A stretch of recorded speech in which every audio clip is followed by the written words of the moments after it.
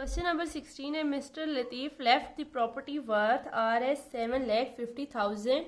His family had to pay off the debit of Rs 50,000. The rest of the money was distributed to his two sons and a daughter. How much did each children receive? देखें total जो value दी हुई है ना वो 7,50,000 है। उसके पास total worth मतलब जो टोटल कीमत जो है उसकी प्रॉपर्टी की वो क्या है 7,50,000 है।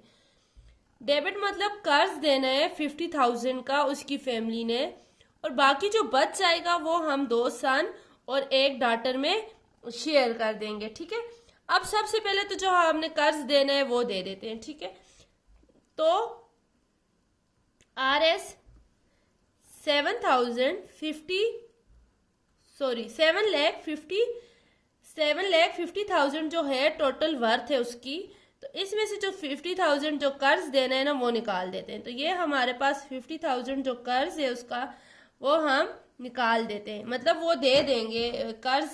तो हमारे पास सब्ट्रैक्ट करते हैं तो ये 0 0 0 0 5 में से 5 निकाले 0 और 7। ठीक है, टोटल हमारे पास जो वैल्यू बची वो क्या है 7 लेंगे।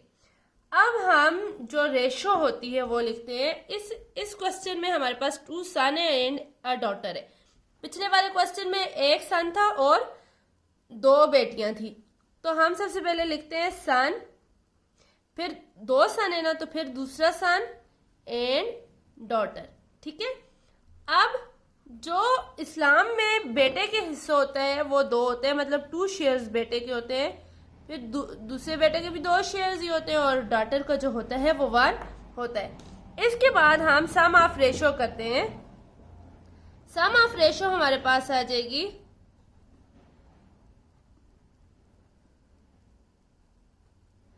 सम ऑफ रेशो जब करेंगे तो 2 + 2 + 1 ये हमारे पास आ जाएगा 5।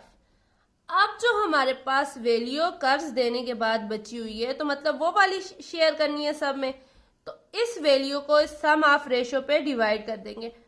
जो भी रेशो हमारे पास आए ना, कोई भी क्वेश्चन हम कर रहे हो तो जो भी रेशो हमारे पास आती है हम उसे जो वैल्यू हमारे पास गिवन होती है उस पर डिवाइड कर देते हैं।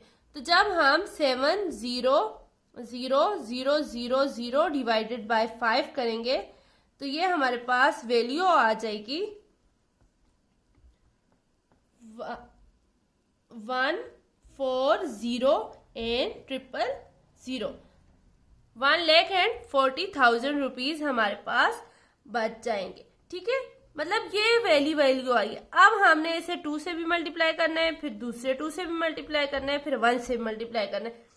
मतलब सन के लिए 2 से मल्टीप्लाई करेंगे और डॉटर के लिए 1 से करेंगे, जो रेशो होती है हमारे पास। उसके बाद हम सबसे पहले शेयर ऑफ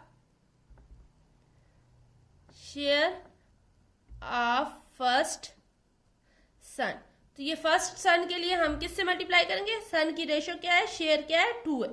2 × 140 0 0 एंड 0।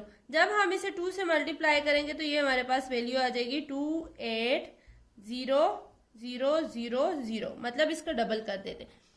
तो दूसरे सन के लिए भी तो यही वैल्यू आएगी। ठीक है, शेयर ऑफ सेकेंड सन, क्योंकि सेकेंड सन के लिए भी रेशो क्या है 2 है।